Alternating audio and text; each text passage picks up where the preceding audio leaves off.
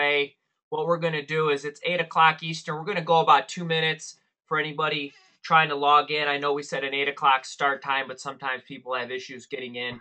Just a quick heads up, the last couple webinars that we've done, we have run out of time getting to all the questions. So my advice, get your questions in now. You could do that through the pop-up module. There's a couple already in queue. We had a couple emailed into us. So if you want to get in line and get your question answered, I would do that now. So it's 8:01 right now. We're going to go to about 8:03.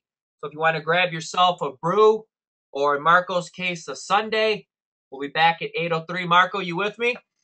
I'm with you, sir. And your blood sugar's all right? We're all good, sir. Okay. All your snacks are within reach? Oh, you're so funny, Johnny. All right, about 2 minutes to go, and we'll get to the action. And I promise I will leave the insulting of Marco D'Angelo to a bare minimum.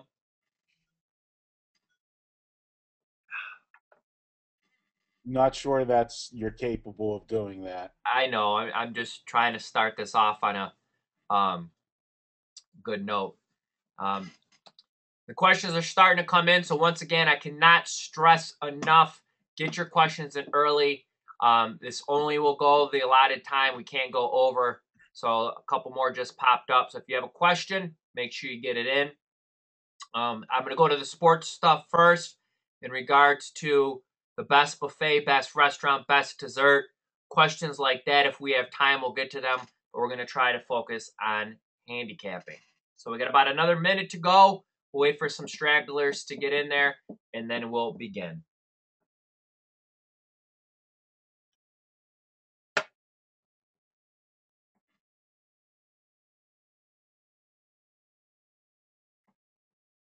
All right, once again, this is pregame.com, pregame pro webinar with Marco D'Angelo, and I am Johnny Detroit, the people's champ.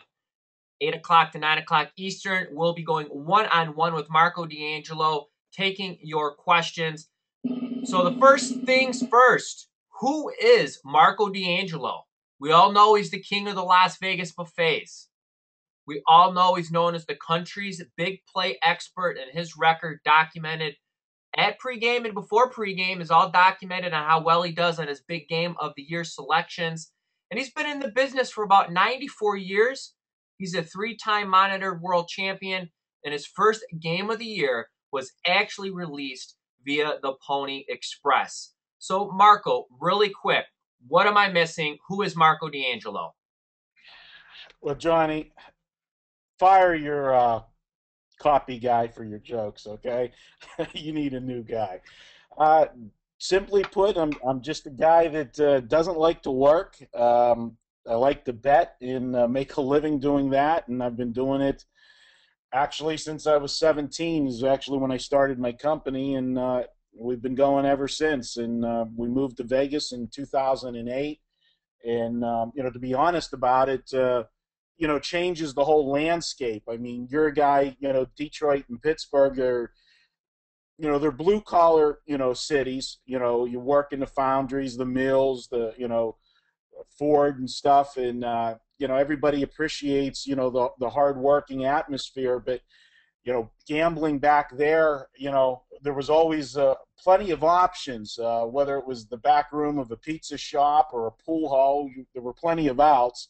But coming to Vegas just opened everything up, and being able to join in with a lot of other handicappers out here and share information and make everybody smarter with the sharing of information. And that's something we try to do here at pregame with the forums, the videos, the podcast, and that. It's not just times have changed. In the old days, going back not 94 years, but 30 years back when I started, it was just you gave out a pick and that was it, Johnny. There was no, you didn't have to give a reason or anything else. Now, we give you the plays, we tell you why, we let you crawl inside our minds and ask the questions, and I think it makes everybody a better capper. You know what, to be honest, I never really looked. I've been doing this, not as long as you, but internet-wise, I was around probably in the second stage of the sites in the beginning, it was the message forums when people started going online with the websites.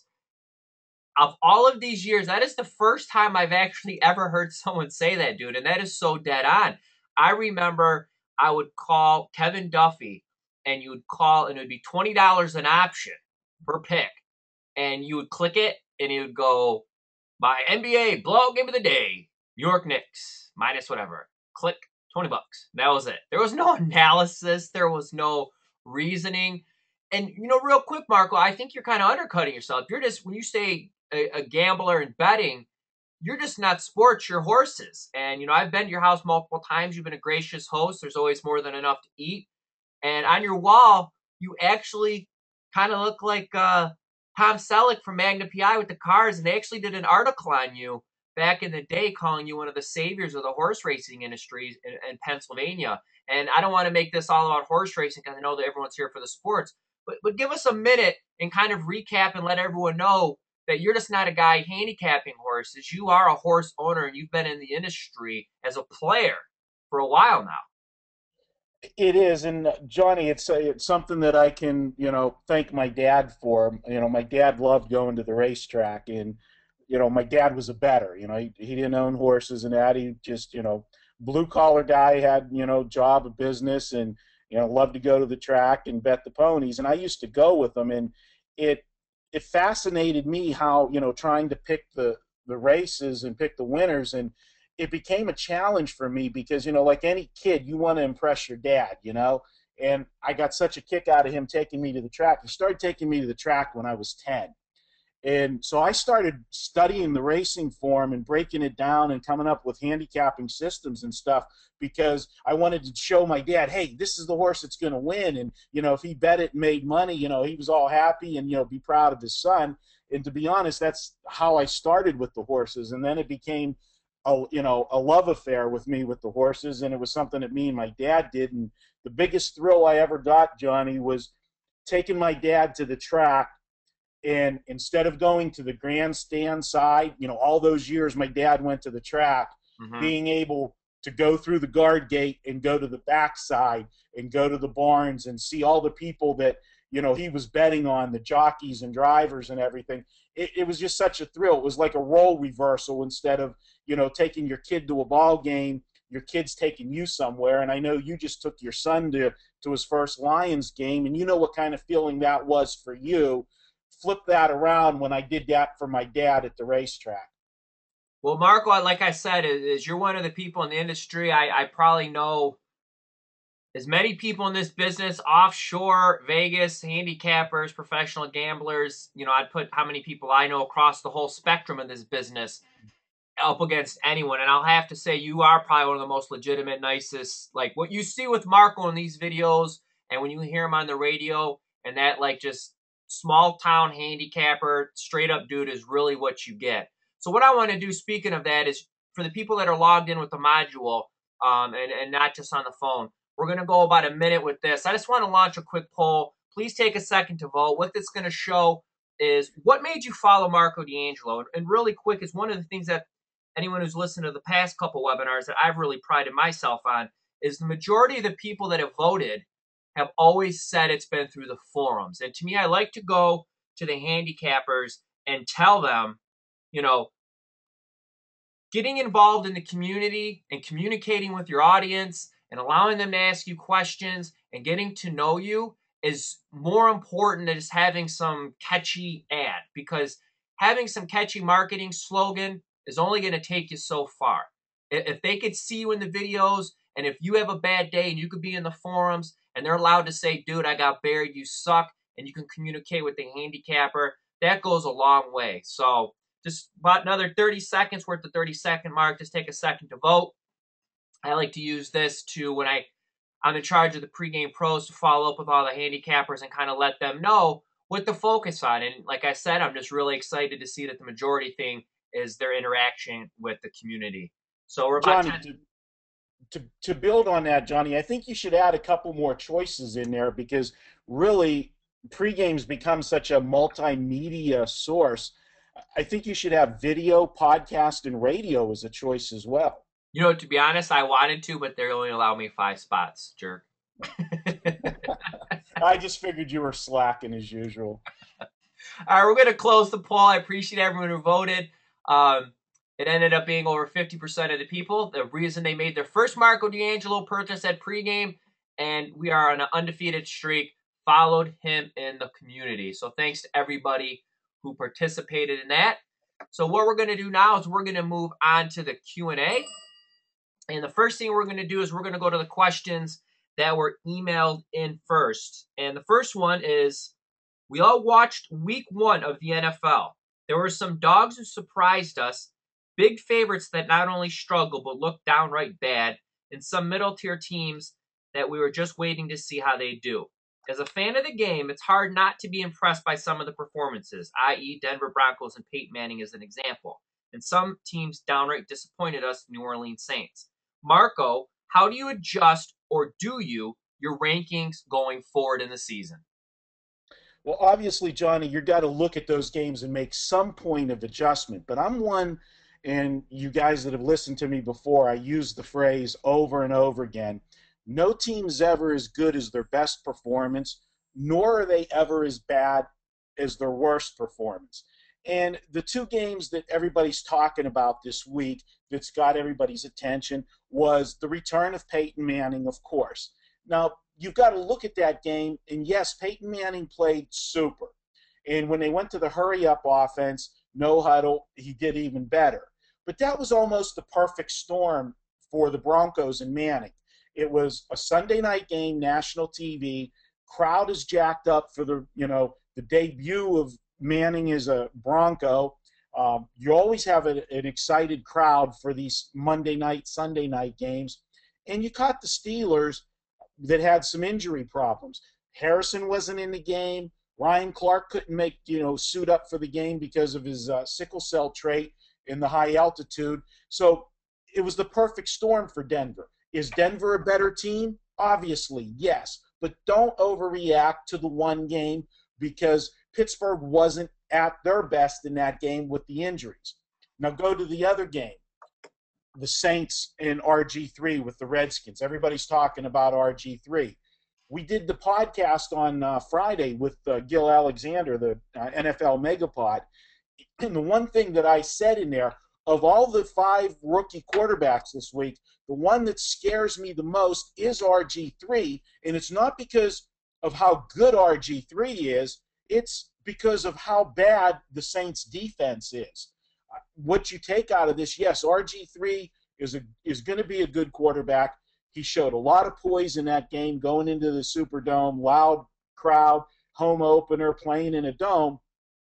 But the Saints couldn't stop anybody. They didn't stop anybody all preseason, and it carried right over into the regular season. So what I take from a game like that is you got to look at everything. Yes, RG3 is going to be good, but don't get carried away. Let's see what he does when he faces a decent defense. But on the flip side, it does confirm to me the Saints' defense is even worse than we thought, and they were out of position a lot, which now tells me that the coaching problems that they're having to shuffle the coaching staff because of the suspensions and everything and players missed, that it is going to be a distraction. And for the Saints to win this year, they're going to have to outshoot teams, and we're going to be looking at a lot of overs involving the New Orleans Saints. So based off the first week, I mean, for what you just said, obviously, you watched the games, you followed up on what was going on. I mean, you broke the games down for a question with little prep. Are you going to really adjust off the first week, or is it something you're going to take into consideration, but you're not going to overreact? I'm not going to overreact to 1 week. All right, moving on. It's got to happen twice for me to definitely say that some of the question marks. Now, like Denver is the example. Let's see what Denver does on the road on a Monday night, where Atlanta's going to enjoy just about all those benefits that Denver had last week, except the injury situation. We'll see if he performs the same in a hostile environment where Atlanta's going to be jacked up. Next question. Obviously, those who have limited access to stats and information will give added value to what we've seen, especially considering that the preseason hype and analysis has saturated the forums and media speak. There's still 16 weeks left. How do you adjust, or do you? you adjust from week to week. In my style, let's start with statistics. Stats are great, okay? And there's some handicappers that's all they use. And I'm not saying that's right or wrong, but one thing you got to understand about statistics is statistics don't breathe. They don't have emotion. They are static numbers and averages. What you have to do, at least my style of handicapping, is I have to take the statistics, and that's a starting point. But then you have to look at other factors, the intangibles. Situational handicapping. A team's coming off a big game last week, and now they're stepping down in class. Well, most people will look and see the statistics and see how good they're playing, and then they see them dropping in class. They're going to expect that team to play that much better and have an even easier win, where actually the statistics and the line is not factoring in the letdown effect.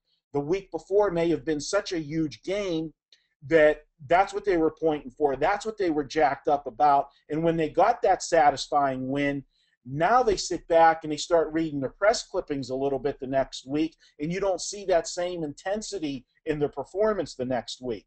So you've got to factor those kind of things in. Scheduling, teams like in baseball, when you've got a team finishing up a series on a Thursday, they could be the hottest team in baseball, won 7 of their last 8, got a real good pitcher going on the mound. But they played an East Coast game on Thursday night, and they're starting a home series on the West Coast on Friday. The travel situation is horrible for that team.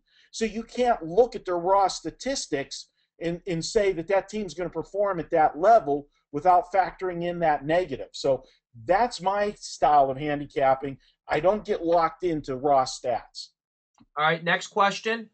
Monday Night Football, Baltimore Cincinnati over-under was 41, which moved up just before game time to 43. I thought this was extremely low with all the talk of Baltimore's hurry-up offense.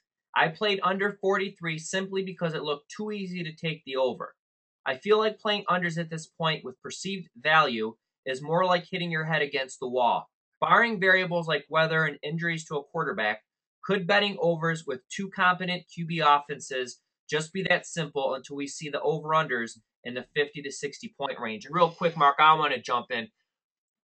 I don't know what your answer is going to be. Mine is, I don't think you could ever, especially in the NFL. I mean, there's been times in the past that there was Sacramento in the second half. There was, the home dog on Monday Night Football. Today, with the internet information and all the betting and the line shopping and the line services and all of the readily available information and discussion, with the NFL and the amount of money that these sports books are taking, if there was a rash of overs, I just think that they're going to react quick. And if it maybe happens for a couple weeks and it's going way over the total, in my opinion, I think it's just more of a coincidence, because for the theory to be these high-powered offenses should put up 60, but the people making the lines, taking $1 billion of action, think the total should be 45. Long term, their number is going to be right. I just think it's those obscure examples of when there's those rash of overs that people think that's a system you could just play.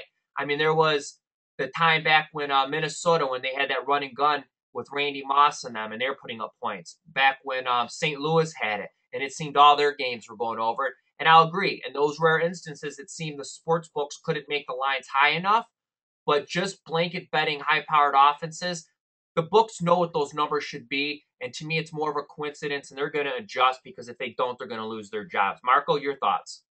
I agree with you 100%. Vegas is always going to make adjustments, and all you have to do is go back to last year. If you remember, like the first 2 weeks of the season last year, there was a rash of overs, and everybody was talking the same thing. And Vegas makes their adjustments. The lines are going to keep going up. They're going to continue to make the adjustments to, at the end of the season, like almost every season, if you sit down at the end of the year, doesn't matter if it's the dogs and favorites or overs and unders, they're going to come within 48 to 52%, one or the other. It's always going to come close to being 500 because of the adjustments.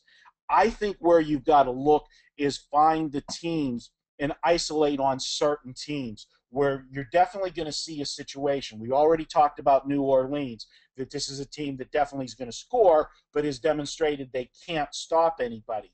So that's going to be a team that's going to be tougher for Vegas to adjust because Vegas are creatures of habit too.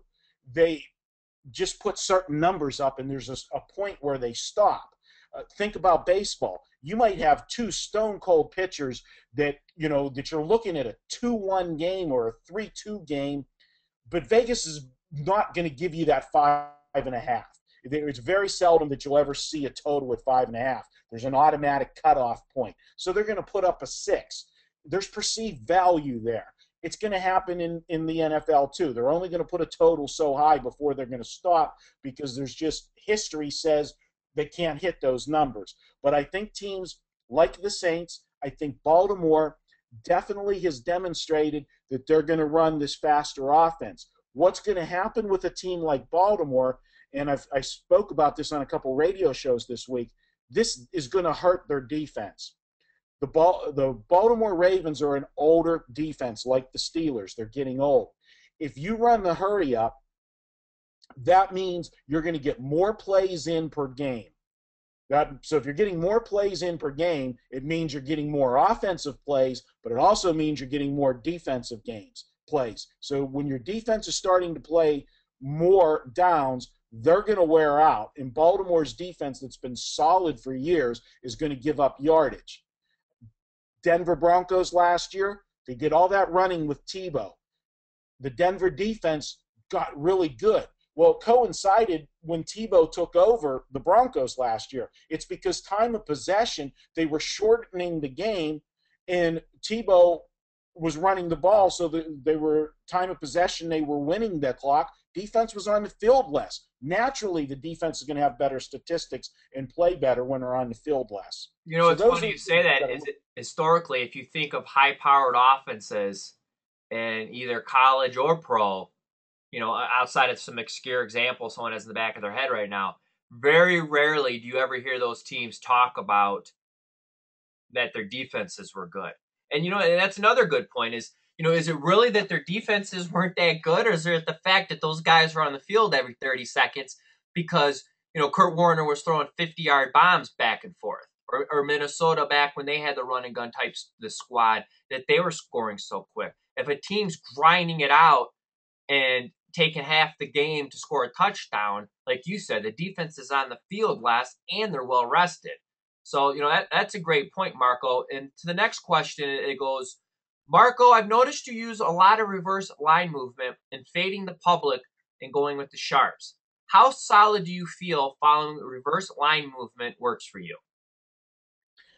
Again, one of the things that I do is, it's going to look like it's total reverse line movement, but I have some other caveats to it, and, you don't like to give away everything, but one of the things that I've always said is you'll hear me talk about public perception.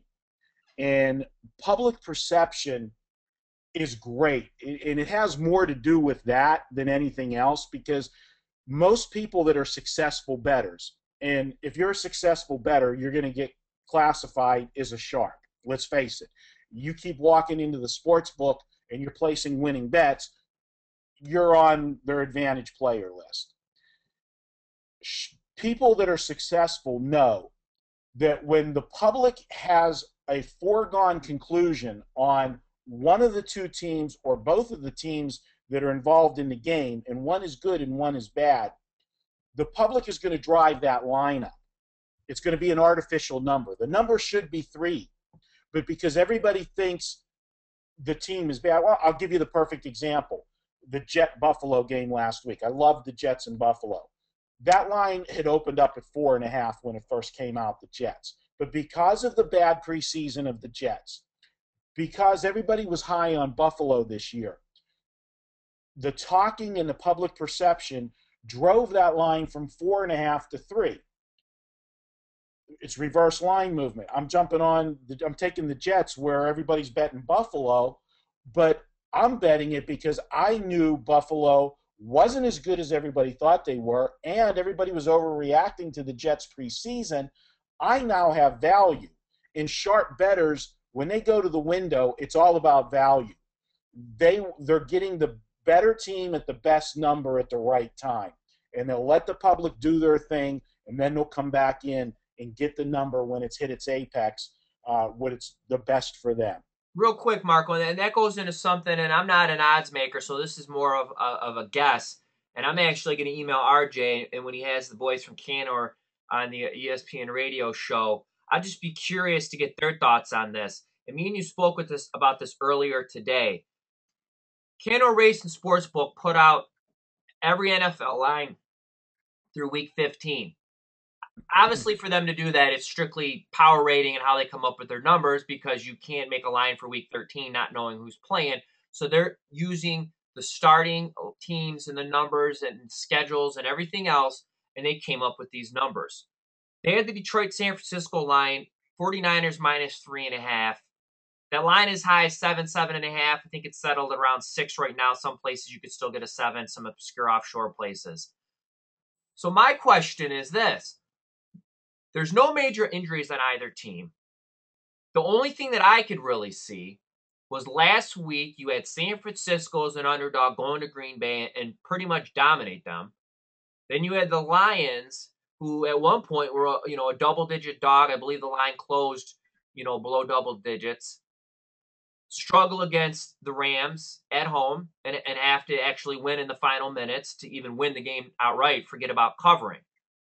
Public perception is you have San Francisco goes into Lambeau, beats Green Bay. Now they're back at home. You got the Lions at their home opener in front of a crazy crowd, barely beating the sapless St. Louis Rams, traveling and now playing in San Francisco outdoors, so from turf to grass. So all the variables against them. Does that really warrant the line doubling? I mean, is that solely public perception?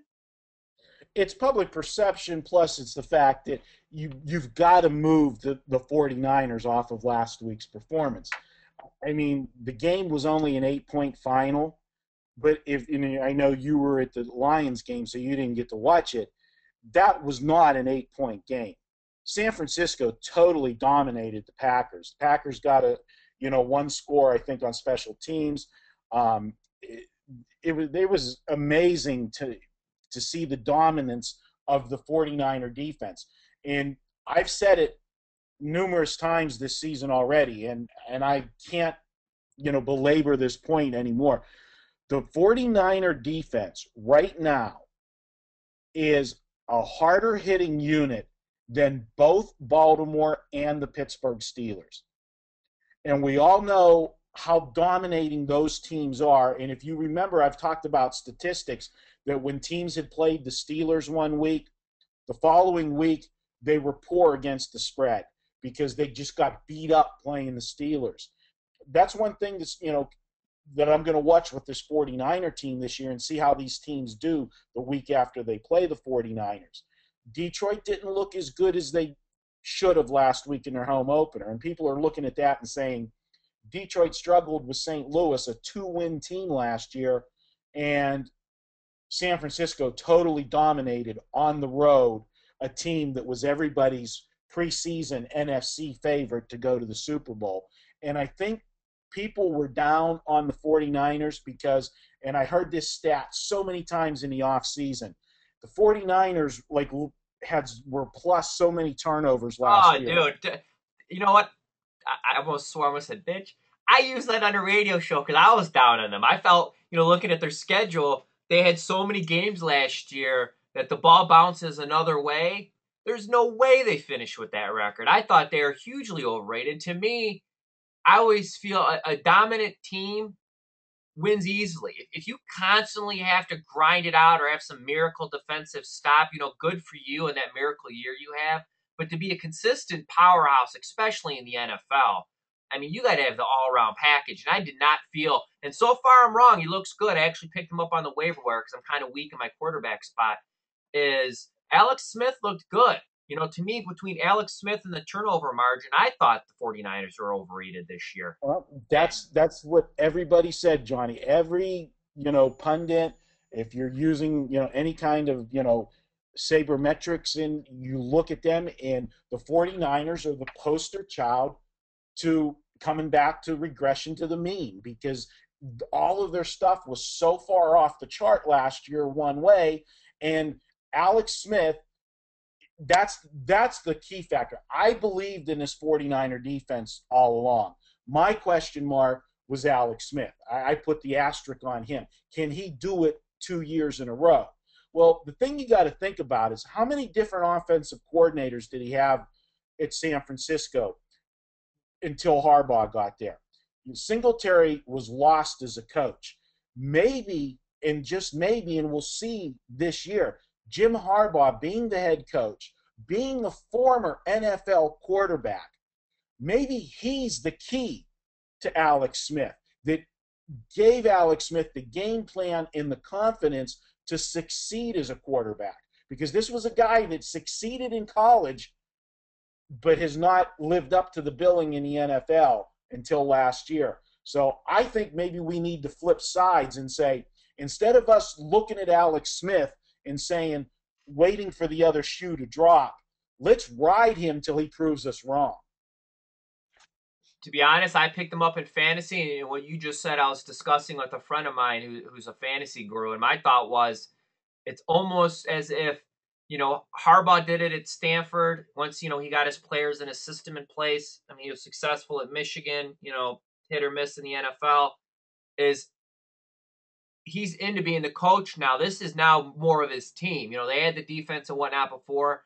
If they can get an offense, I mean, as of now, I think I might have been dead wrong and not giving Harbaugh enough credit. So jumping over to the next question, if you had to choose one, Marco, and I'll let you go first, and I'll also answer this too. If you had to choose one, what would you say is the most important thing most important statistic when handicapping? Well, like I said at the beginning, you're going to start with statistics, because you can look at emotion and you can't just say, okay, this team, this is a situation where they're going to be up for this game and they're going to win it. Well, they got to have some talent on the field to do it, And when I say talent, it doesn't have to be the better talent. It's got to be just enough talent that they can get things done. You don't want to take a team that can't move the ball, because I don't care how pumped up you are. If you haven't shown the ability to be able to move the ball, you're not going to win the ball game. So you start with your statistics, and then for me, then it goes to situational. So I do start with the fundamentals, but then I factor in the situational plays, and I do what I like to call, Johnny, and I know me and you've talked about it before, who, what, where, and why. I break the game down, and I look at who the team's playing this week. Is there any reason for one of the two teams to have a chip on their shoulder? Did they lose to this team last year in an ugly fashion? Or did this team knock them out of the conference title game? Something, you look for a factor like that. Then you look to next week. Who's the team play next week? Does one of these two teams have a big game next week? And I'll tell you, one of the big factors that if people want to look at handicapping is when you sit down to do this week's games, before you start handicapping your card for Saturday in college football, take your schedule and turn the page over to next week. Look and see who's playing on Thursday night and Friday night, those ESPN TV games for college football, because there is a very good chance that team, if they're playing this Saturday and then comes right back and is playing in 4 days, and they're the home team, they're going to be very excited about hosting a home game on national TV. They could be distracted this week. That's the first thing I do every week, is I circle those teams so that I don't miss that and look and see a situation. Now, I had a game this Saturday that I used, and I wanted to use it bigger. But because they were playing on Thursday, I had to temper my play. I still went with them. It was South Florida. And the reason I still went with them, knowing that they were hosting a game on Thursday, was my play was just as much going against Nevada, because Nevada was coming off a huge upset of a Pac-12 school, California, the week before. For me, I don't think in terms of statistics. See, I'm more of a numbers chaser. I don't know the whole lineups like a guy like Marco does or Mike Hook. You know, if I think the number should be X based off what I'm told or where it should be, and I can get Y, I might not even know one player in the team, and I'm going to bet it. But from a personal standpoint, things that I like to look at, because I watch tons of sports, tons of the college, the basketball, the football, is one of the things is the garbage yards. You know, what that final score is, that really what what the game was when it was really going on? Are you getting value because the way the score ended up? Especially some of those obscure games. You might see a team that looks amazing and they drive up and down the field, but when they get in the red zone, the guy fumbles or they get a pass, offensive pass interference call. And a lot of these obscure things that don't happen week in and week out.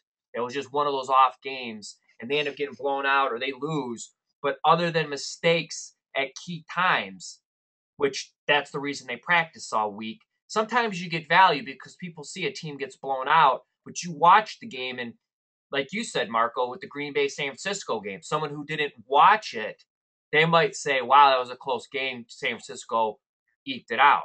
But, like you said, no, they dominated Green Bay. Green Bay was never really in the game. That final score is not indicative of what really happened. And for me, in the first week of football, one of my big plays was Tulane, is I like to take teams that were horrible the year before, but have a lot of lettermen and a lot of people coming back, and they're playing somebody with high expectations coming off a good year, and they were playing Rutgers this year, and Rutgers is picked to win the Big East. I didn't think Tulane was going to win outright. I just felt that them getting that many points was way out of whack, considering the amount of players that they had coming back that wasn't warranted. And those first week lines, almost in my opinion, how the San Francisco Lions line is, they have to put public perception into what they do. And, Phil Steele's power sweep, I remember, I still read it, is, I love his, misleading final score thing, where he goes over the backdoor covers and whatnot. And there's a lot of value in that because these guys making these lines can't watch every single game. Sometimes they just have to use the numbers and the scores as they're factoring stuff in. And if you watch the game and you see certain things that were a fluke or something that is not something this team consistently does, maybe they're a disciplined team and they just made a lot of mistakes in the red zone, you could assume that's not going to happen the following week, especially with practice, and you might be getting value. So moving on, Mark, we got a big fan of your First Look show. Thanks for your First Look plays. I follow them, and I'm up on the year. What resources do you use for your betting First Look? Well, I use, we have obviously Sportsbook Spy that we have at, pregame that gives you betting percentages. I also have some other services that I pay for that gives that type of information as well. I look at every morning I look at the lines, what we had the night before, and as I talk about it on the Betting First Look, in baseball, which is what we're, doing mostly right now, these overnight numbers come out, around 4 or 5 o'clock Vegas time, which that's right when the games for today are starting. So they give the lines, like you talked about, Johnny, you have to have a starting point. So the line is there, and now they're saying, all things given equal, this is what the line should be. Well, then they play a game. And just like we talked about in football, you got to adjust numbers off of results.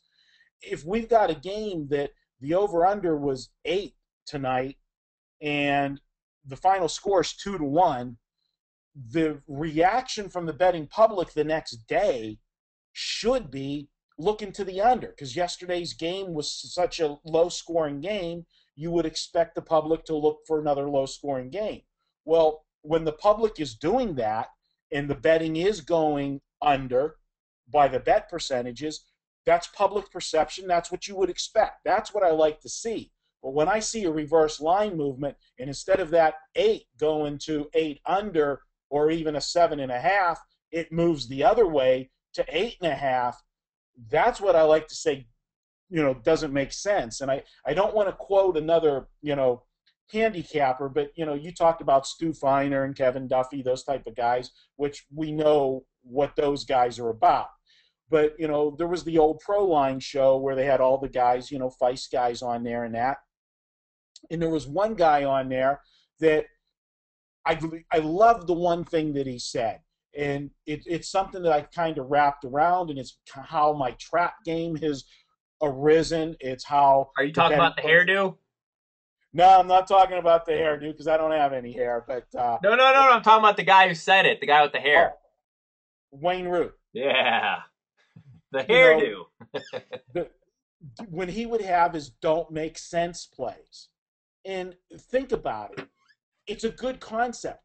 If it doesn't make sense for the line to be going the way it's going, because everything you've seen with your eyes tells you the other thing, you got to sit back and respect that, because we've talked about it over and over. And the sad truth is, with the betting public, it's in the 90 percentile, and and moving up.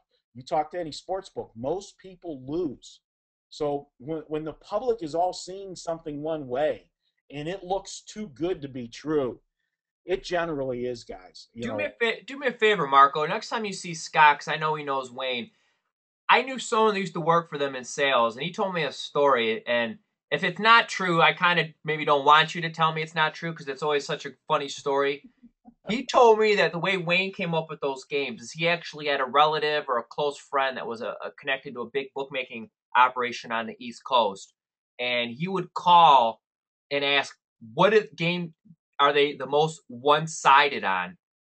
And whatever the game they're most one-sided on, his don't make sense play was always the opposite. And that's why a lot of times those plays involved New York type teams, East Coast based teams, The because public being on teams, the the East Coast, public just, team. just like somebody in Michigan, getting a lot of action on the Wolverines or State. You're going to get all the Jets fans, the Giants fans, people betting St. John's, what have you. So next time you see Scott, do me a favor and ask him how true that story is. I'm just I curious. will. To take that thought one step further, Johnny. Back in the day, you want to put me how much of a dinosaur I am, years in this business, but when I first started in the early 80s, we didn't have the computers. We didn't have tools like Sportsbook Spy and such. I literally paid people. I would go to the bowling alley, the pool hall, guys that ran the parlay cards for the big books around town. They were runners. They would go around and pick up all the parlay cards from the guys. I used to slip them money to tally up the parlay cards before they turned them in. So I knew what John Q. Public was doing in the NFL. NFL was always the best because that's Right. where everybody always had an opinion. Everybody watched the NFL and everybody had their opinion. So if you could get the pulse of John Q. Public and know how he was thinking, that was a great handicapping tool. Because you don't really want to be with John Q. Public because he's going to lose more than he wins. We got about 15 minutes left, Marco. We still got to get to your best bet. We got to get to the coupon, which is going to give everybody watching or listening one purchase, 25% off anything on the site. It could be a daily, a 7-day, a 30-day, a season. Coupon will be good. 25% off anything you choose. Last question. We have about 6 more in queue. We'll bring Marco back. Dave Essler is going to be hosting next week with me. My question is this, Marco, and I hear this a lot from people, and I've always really wanted to ask you this. So this Q&A is just not for the people involved. It's for me also. You are known not just because you say it. It's been documented. And, pregame is probably one of the most scrutinized under the radar or under the microscope sites. We don't cross a T. There's someone tweeting about it. So if this was BS, you would have been called out by now.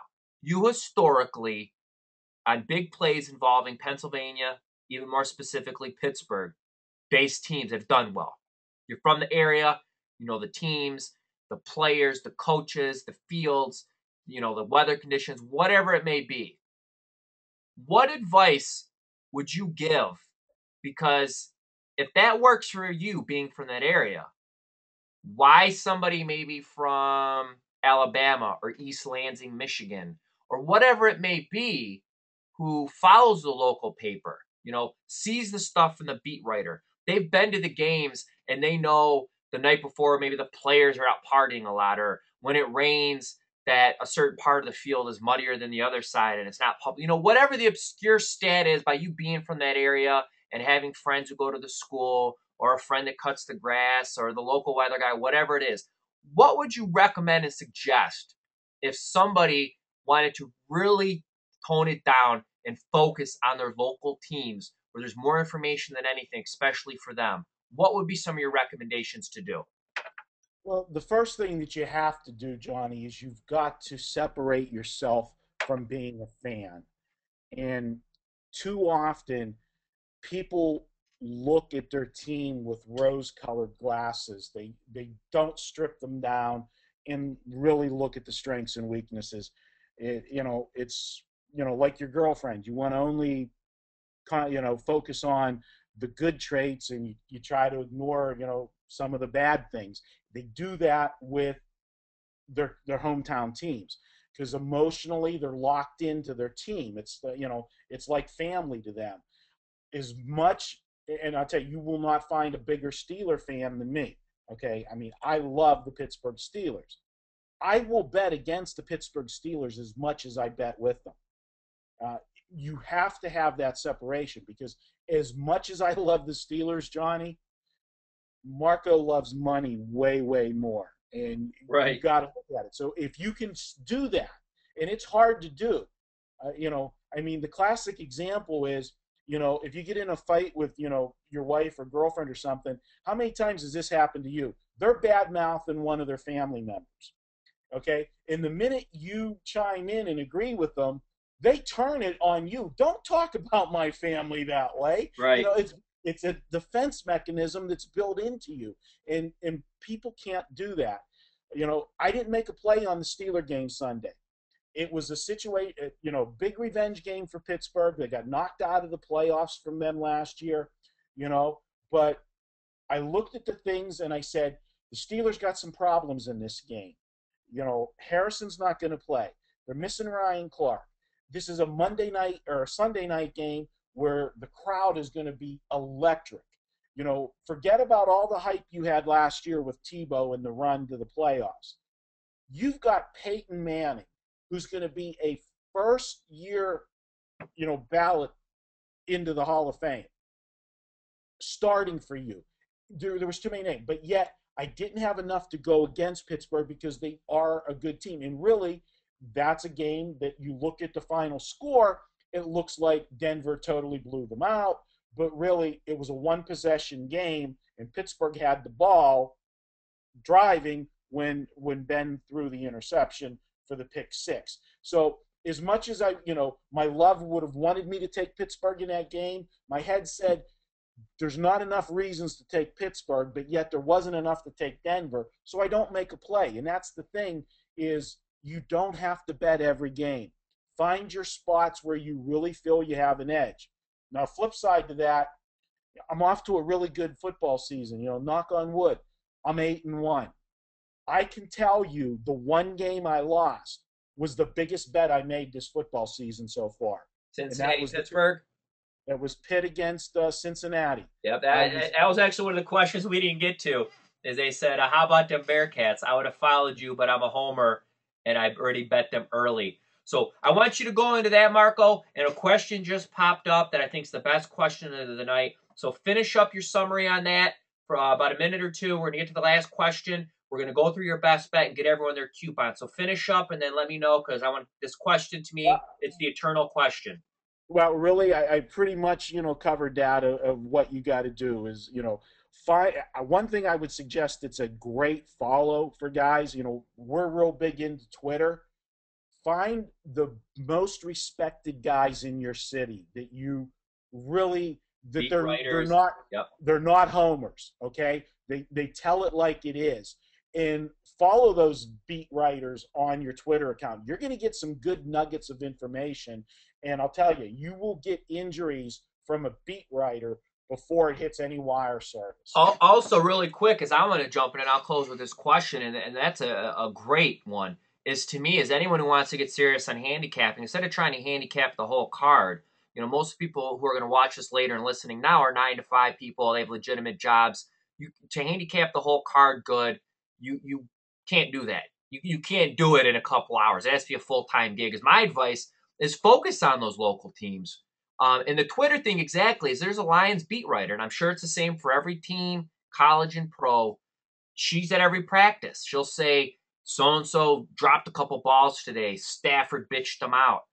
Those little key nuggets are important, especially if it's involving players that play into the offense or defense for the team they're playing the following week. And now to the eternal question. One quick answer, one line why, and then we're going to move on to your best bet and get everyone their coupon. The eternal question, beef or pork ribs? Someone really asked this. This wasn't making me up this up. I swear on my kids.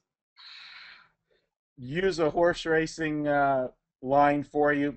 It was a photo finish, and it came back a dead heat. Oh, dude, there is no way. We got 9 minutes left in count. There is no way in hell I'm letting you end with that. You got to pick. I like them both. I mean, obviously you do. People see you in the videos. There's so many more choices with different ways I can do beef. Okay, so pork ribs, I only got one choice. I can only eat pork ribs so many times. Beef's the answer. Beef's the answer. All right, there we go. All right, let's move on. Let's get to your best bet. Your webinar best bet, Marco, is KC and Buffalo under the total. You got 4 quick bullet points. We got about 8 minutes left.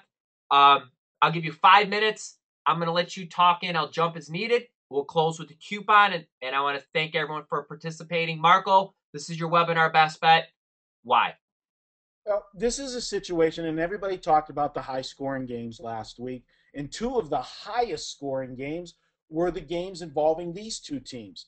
Buffalo got beat 48-28 to the Jets, and Kansas City got beat 40-24. So you look at those 2 scores, and the public's going to look and see a 40. This game opened up at 44.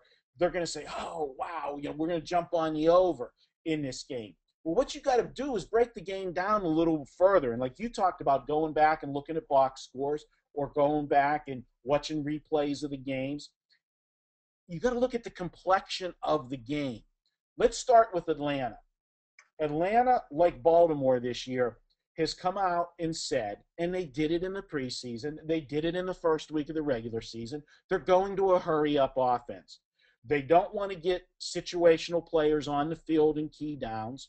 They want to tire defenses out, and they want to put the ball in their playmakers' hands. They're giving the ball to Flacco and Ryan and saying, we want you to lead us to the promised land. So, again, you're going to get more plays per game with teams like that. And Atlanta has a good offense to start with. Kansas City had injuries in their secondary.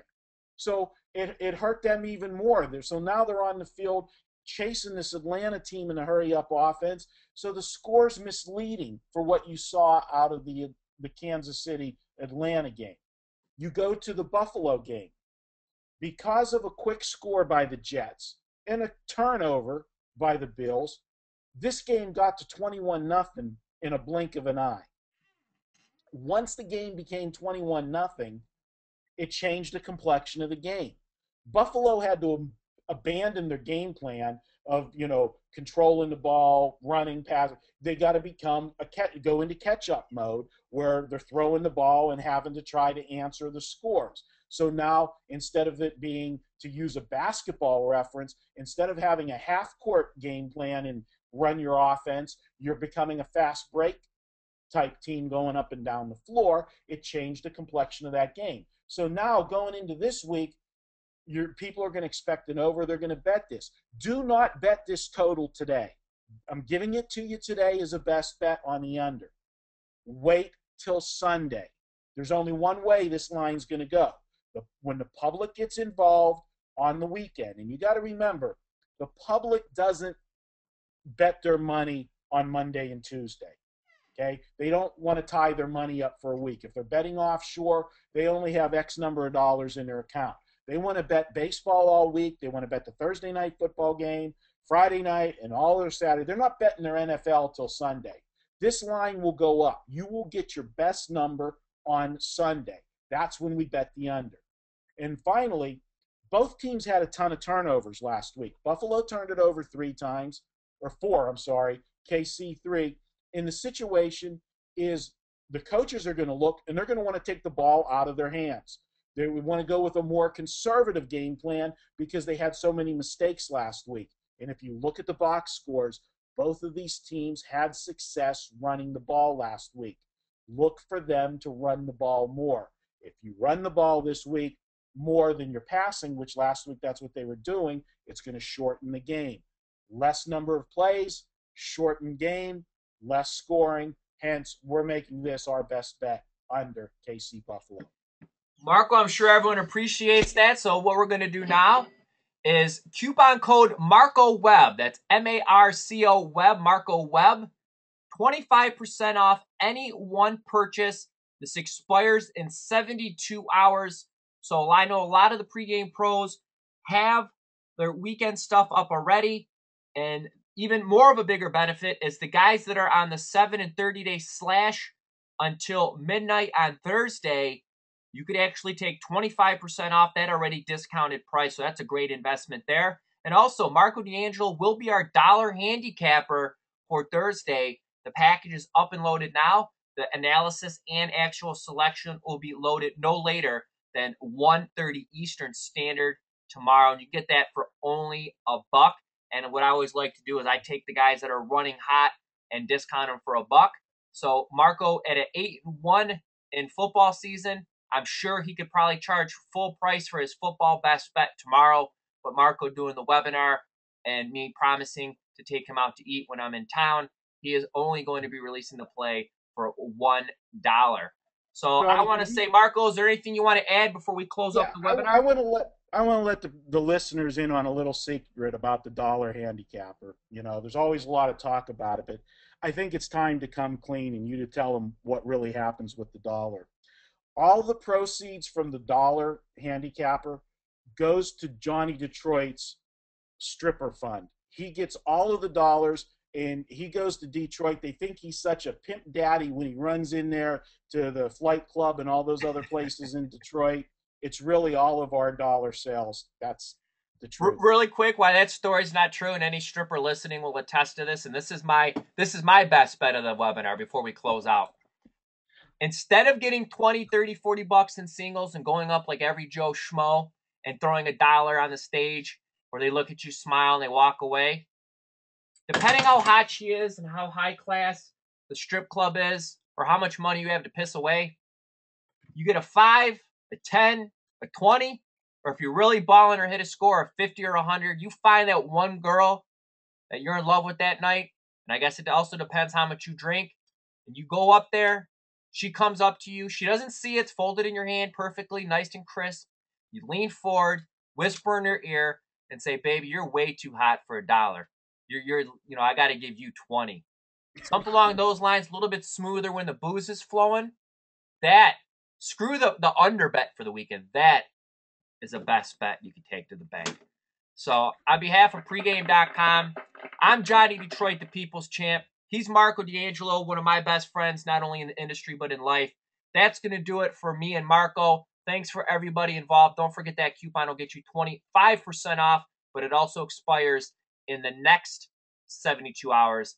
That's going to do it. Thanks for watching. Take care.